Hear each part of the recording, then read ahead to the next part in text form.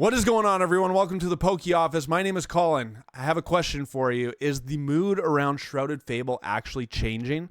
Because I think it is. We had our live stream on the Pokey Office on Saturday to open up the set. We opened in the realm of 150 packs, and I loved it. It was a lot of fun. It's one of the most fun live streams I can remember in recent memory, where we got some big hits. We got the Pheasantipity special illustration rare, pulled the Okie Dokie special illustration rare. We pulled another special illustration rare. I don't remember, maybe the Monkey Dory, it must have been.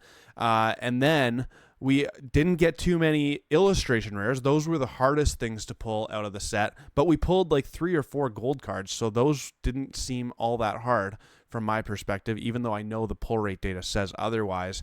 But overall, I just thought it was actually a lot of fun to open the set.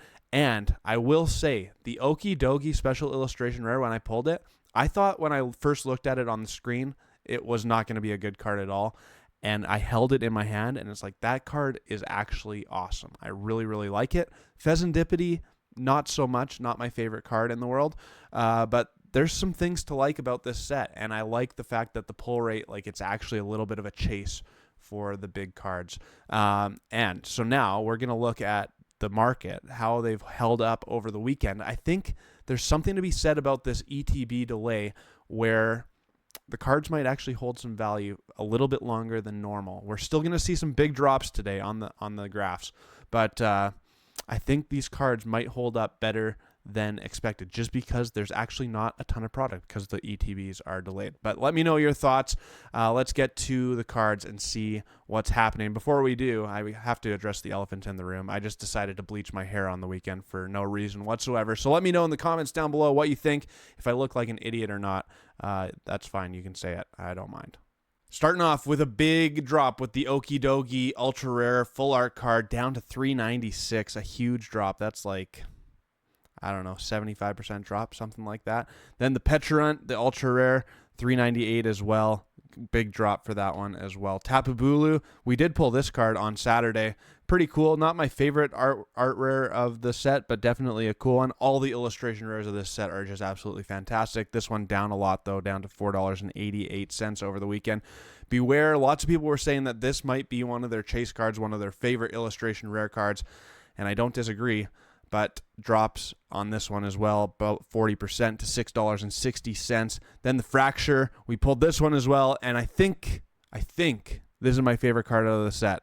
And Fracture is not my favorite Pokemon, but it's just such a cool artwork. I think it's absolutely fantastic. But big drops on this one, over 50% drop. Then we have the Okie Dokie, didn't pull this one.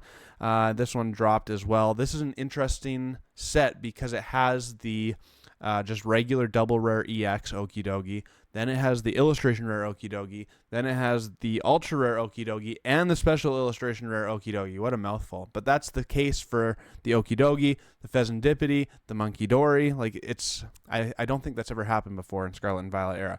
Then the Koufant down to $10.02. So that one's actually holding up not too bad. A really, really cool card as well.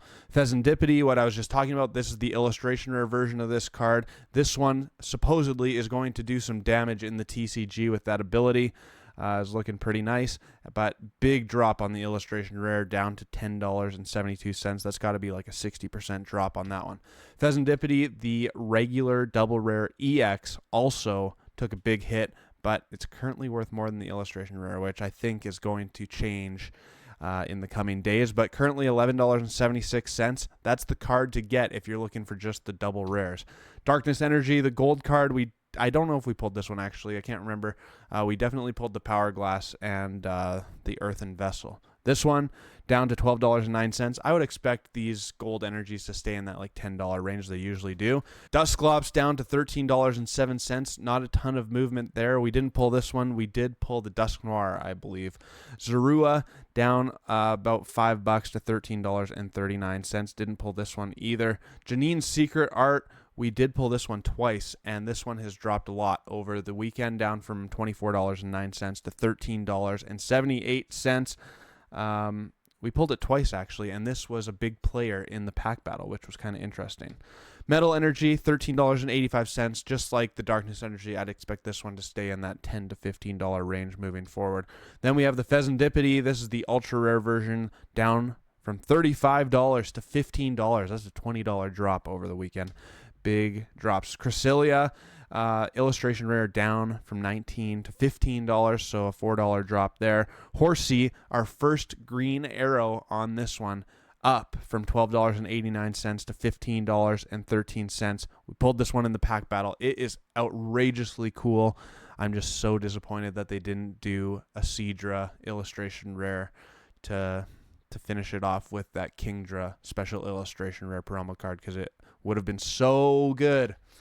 Petulant, this is the hyper rare gold card, down from $20 to $17.39. Monkey Dory, the illustration rare version of Monkey Dory, down from $26 to $17.62, so like a $9 drop on that card. Power Glass holding pretty strong at $21.04, pulled that one a couple times. Duskull, down $6 to $21.19. And then the Dust Noir, this is the one we did pull, holding fairly strong at $23.46. I'd still expect to see lots of big drops happening with Shrouded Fable, especially once those ETBs come out in a couple weeks from now. Houndoom, this is the biggest gainer of the bunch, up from $12.70 to $24.06. So literally almost 100% gain over the weekend. And it's to be expected. Houndoom is a really popular Pokemon, and the artwork is just so mean. I cannot wait to pull this card for myself. Monkey Dory, this is the special illustration rare.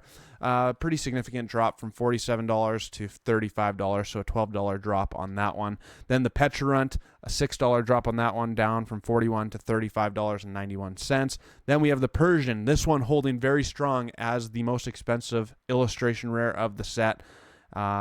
And to be fair, it's worth it. Like, I love the artwork. It looks absolutely fantastic. I suspect this one will stay high, especially as one of the more popular illustration rares of the set. Then the Okidogi, pulled this one. Actually, this was my favorite special illustration rare that we pulled. And the reason being, I just think that the artwork looks so much better in hand than it does on the screen. Like, on the screen, I don't think this is a great card. In hand, the dark borders plus the texture lines on, like, not the Okidogi part, but the background part looks really, really cool.